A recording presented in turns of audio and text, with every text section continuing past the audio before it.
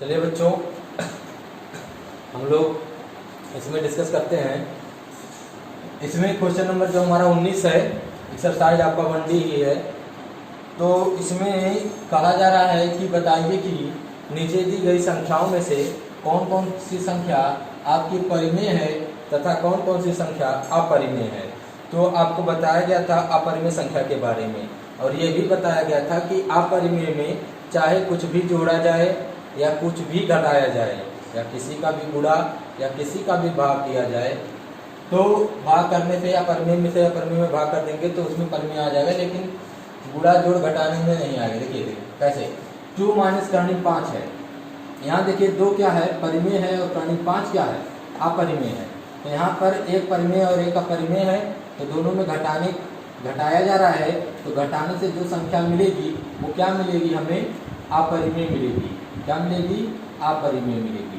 यानी एक भी अगर अपरिमेय रहा तो अपरिमेय मिल जाएगा। आइए इसमें देखिए, ये हो गया, इसमें तो कुछ हल भी नहीं हो रहा था। आइए अगला देखते हैं। दूसरा क्या है, 3 प्लस कर्णिक 23 माइनस कर्णिक 23। क्या है, 3 प्लस कर्णिक 23, बरकत हटाएंगे कोई दिक्कत नहीं है, माइनस कर्णिक 23। कर्णिक 23 खत्म हो गया, क्योंकि एक पॉजिटिव इंटीजर था और दूसरा नेगेटिव। तो देखिए कट गया तो कितना आ गया, 3 आ गया। ये 3 आपका आंसर हो गया। तो 3 कैसा है, परिमेय अपरिमेय, तो परिमेय है। ये भी संख्या क्या हो जाएगी, परिमेय हो जाएगी। आइए 2 बटे कर्णिक 7 बटे 2 बटे कर्णिक 7। तो देखिए कर्णिक 7 क्या होगा, खत्म हो जाएगा। तो 2 बटे 7 क्या होगा, परिमेय अपरिमेय होगा, परिमेय। आइए 1 बटे कर्णिक 2। तो 1 बटे कर्णिक में 2, देखिए कुछ हल भी नहीं हो रहा है, तो इसलिए कर्णिक में 2 आपका क्या हो गया, अपरिमेय हो गया। आइए 2 पाई भी क्या है, अपरिमेय है, क्योंकि बताया गया था पाई जो था वो अपरिमेय था। क्या था, अपरिमेय था, और 2 क्या था, परिमेय था। तो जब परिमेय और अपरिमेय का आप गुणा करेंगे तो क्या आएगा, अपरिमेय आएगा। क्या आएगा, अपरिमेय आएगा। तो ये संख्याएं हो गई अपरिमेय। तो ये हो गई हमारी क्वेश्चन नंबर 19 हो गया है। अब हम लोग क्वेश्चन नंबर 20 देखते हैं। क्वेश्चन नंबर 20 क्या है, क्वेश्चन नंबर 20 में भी दिया गया है कि निम्नलिखित में व्यंजकों में से प्रत्येक व्यंजक को सरल कीजिए। निम्नलिखित में से प्रत्येक व्यंजक को सरल कीजिए। बस सरल करने के लिए कहा गया है, वो आपको नहीं कहा गया बताने के लिए कि आपको परिमेय बताना है कि अपरिमेय बताना है।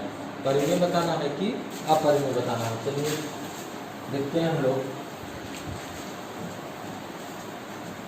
देखिए क्वेश्चन नंबर 20 क्या है, क्वेश्चन नंबर 20 है। 20 का फर्स्ट क्या है, 3 प्लस कर्णिक 3। सेकंड है 2 प्लस कर्णिक 2। आपको ये बताना है, सरल करना है इसको। तो सरल कीजिए। तो देखिए जब भी 2 ब्रैकेट का गुणा होता है तो पहले नंबर का गुणा ब्रैकेट के दोनों नंबरों के साथ, अगले ब्रैकेट के दोनों नंबरों के साथ, 2 नंबर रहेगा 2 नंबर, 3 नंबर रहेगा तो तीनों नंबर के साथ। फिर पहले वाले ब्रैकेट के दूसरे नंबर का गुणा उस ब्रैकेट के दोनों नंबरों के साथ में ही होगा।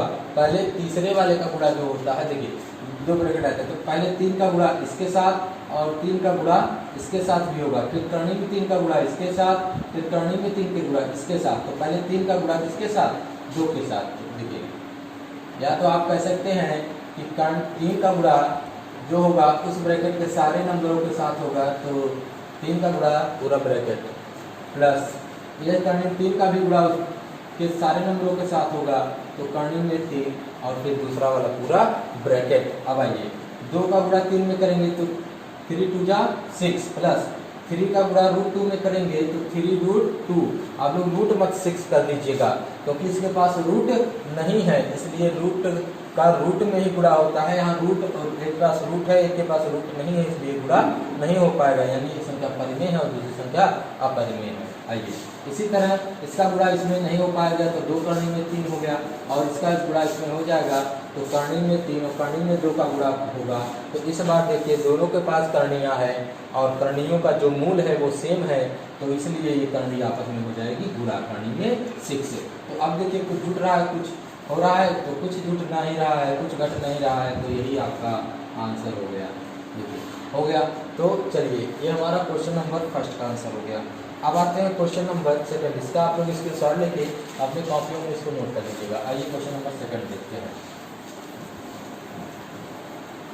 क्वेश्चन नंबर सेकंड है 3 प्लस रूट 3 और 3 माइनस रूट 3।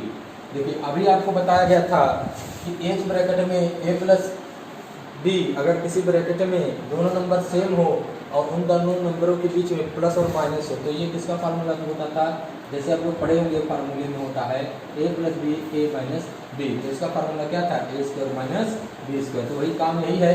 तो ये भी जब फार्मूले में तोड़ेंगे इसको तो 3 का स्क्वायर माइनस कर्निंग में 3 का स्क्वायर, 3 का स्क्वायर 9 होता है, कर्निंग 3 का स्क्वायर 3 होता है, 9 में से 3 गया तो 6 होता है।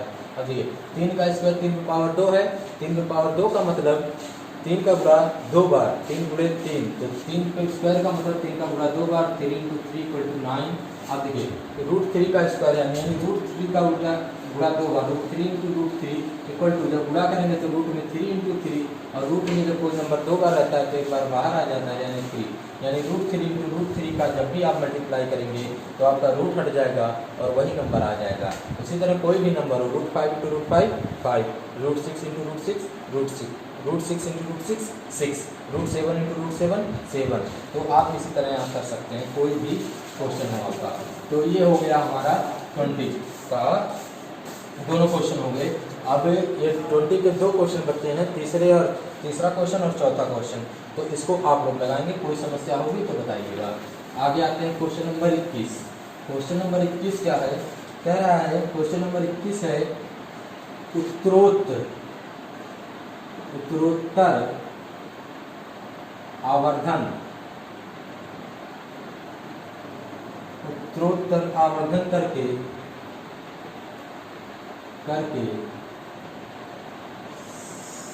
संख्या रेखा पर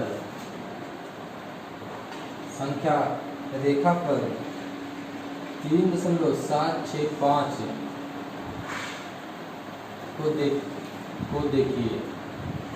देखिए या दिखाइए। तो चलिए देखते हैं 3.765 कहाँ है। तो सबसे पहले उत्तरोत्तर आवर्धन का मतलब होता है स्टेप बाय स्टेप, आप स्टेप बाय स्टेप के नंबरों को ढूंढते जाइए और आगे चलके इसके बीच में आपको नंबर बताने हैं। तो 3.765 है। सबसे पहला जो काम होता है, सबसे पहला काम होता है आपको 2 नंबर केवल देखिए, 2 नंबर, कितने नंबर? 2 नंबर, वो भी इधर से। तो इधर से देखेंगे तो 3.7 पाए, कितना पाए? 3.7। तो 3.7 पाए हैं, वो कहाँ है होगा नंबर? ये नंबर का किस 2 इंटीजरों के बीच में होगा? तो 3.7 देखिए, ये 3.7 जो है ये 3 से बड़ा है, ये 3 से बड़ा है, ये 3 से बड़ा है किंतु 4 से छोटा है। ये 3.7 जो है 3 से बड़ा है किंतु 4 से छोटा है। तो ये जो नंबर होगा 3.7 3 और 4 के बीच में होगा। तो 3 और 4, तो सबसे पहले आप संख्या रेखा बनाएंगे। चलिए इसको थोड़ा सा ऊपर बनाते हैं हम लोग। तो सबसे पहले एक संख्या रेखा बनाएंगे और उसमें लिखेंगे, देखिए एक तरफ 3 और एक तरफ 4। अब इसमें काटिए, 1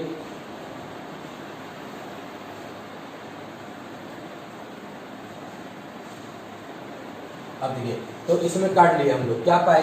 कितने नंबर काटेंगे बीच में? 9 नंबर काटेंगे। तो ये पाए 3 के आगे कितना? 3.1, क्योंकि 3 तो यहाँ है, 4 वहाँ है। अब 3 के बाद आप 4 में चलिएगा, दशमलव में चलिए। तो 3 के बाद 3.1, 3.2, 3.3, अब 3.4, 3.5, 3.6, 3.7, 3.8 और 3.9। एक एक अंक आगे बढ़ाते जाना है। इस बार आप बढ़ाएंगे तो 4 पा जाएंगे। कितना पा जाएंगे? 4 पा जाएंगे। अगर 3.9 में 0.1 जोड़ेंगे तो कितना पा जाएंगे? 4 पा जाएंगे। तो चलिए देखते हैं। अब आप 2 नंबर देखे तो इतना बनाए। अब 3 नंबर देखे तो 3.7 अभी देखे थे, कितना देखे थे हम लोग? 3.7 देखे थे। अब हम लोग देखेंगे 3.726। तो देखिए आपको 3.76 में ये दोनों नंबर देखिए, इधर वाले, यानी आपको 2 ही नंबर, भले 3 नंबर लेंगे लेकिन इधर एक नंबर बढ़ाते जाएंगे तो इधर एक नंबर छोड़ते जाएंगे, इधर एक नंबर बढ़ाते जाएंगे तो इधर से एक नंबर छोड़ते हुए जाएंगे। यानी जैसे देखिए हम हमारा पहले क्या गिने थे? 3.7 गिने थे, तो इसको हम पूरा लिए थे। इस बार हमारा ये काम हो गया था 3.7 के लिए। अब आते हैं एक नंबर बढ़ाइए तो 3.76। तो आप इधर अगर एक नंबर बढ़ाएंगे तो इधर एक नंबर छोड़ दीजिएगा गिनना। तो दशमलव के बाद 76 है, दशमलव के बाद 76 और 7 6 अलग अलग नंबर पढ़ते हैं, लेकिन आप इसमें करने के लिए एक साथ इसको पढ़ लीजिए तो आसान रहेगा। तो 76 कहाँ होगा? अब ये सोचिए इन तीन नंबरों के बीच में 76 होगा, तो आप तो देख रहे हैं तो 76 अधिक लग रहा है। ये सब नंबर 1 2 3 4 लग रहे हैं, पॉइंट के घर वाले नंबर दिए जा रहे हैं, पॉइंट के घर 1 2 3 4 5 6 7। तो आप मत समझिए कि पॉइंट के घर 1 2 है।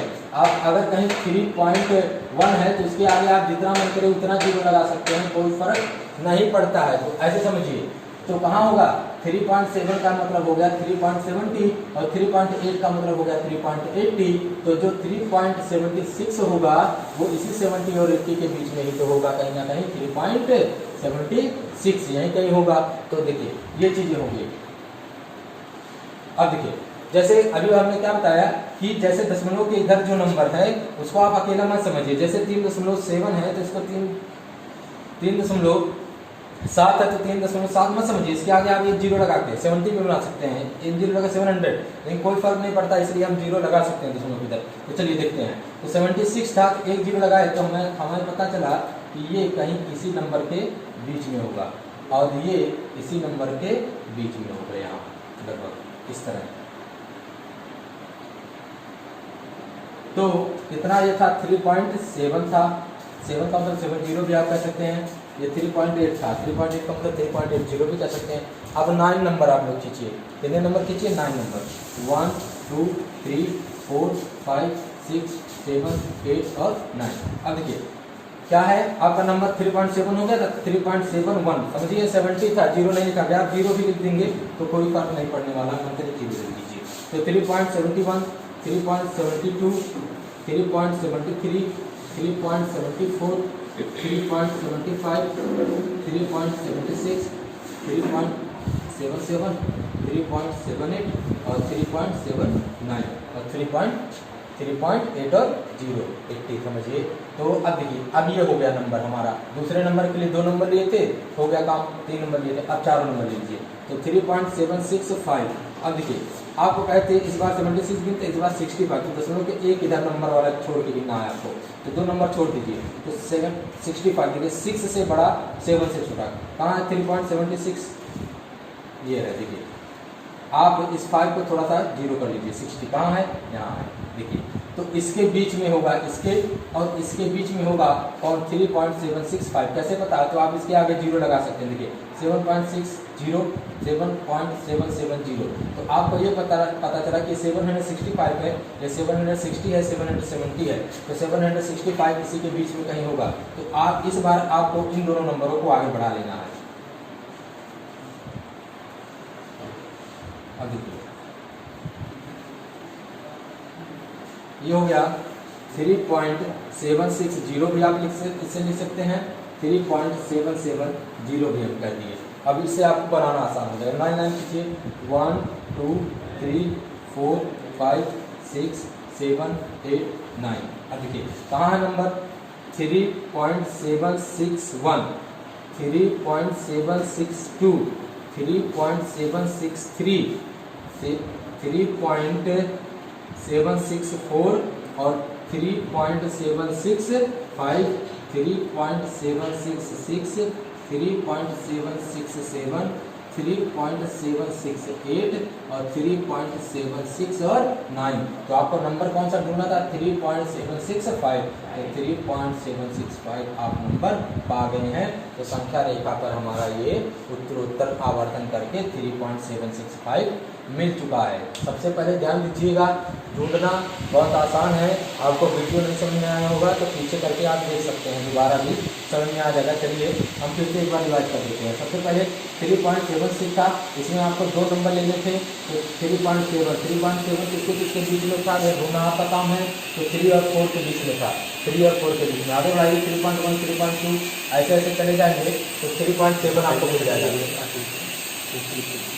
तो चलिए 3.7 आपको मिल जाएगा। अब एक काम कीजिए आप लोग, ये नंबर हो गया था और अगला नंबर ढूंढते हैं हमारा कौन सा है। चलिए कुछ कारणोंवश क्लास यहीं समाप्त की जाती है, उसके बाद अगला वीडियो अगले लेक्चर में आपको मिल जाएगा। धन्यवाद।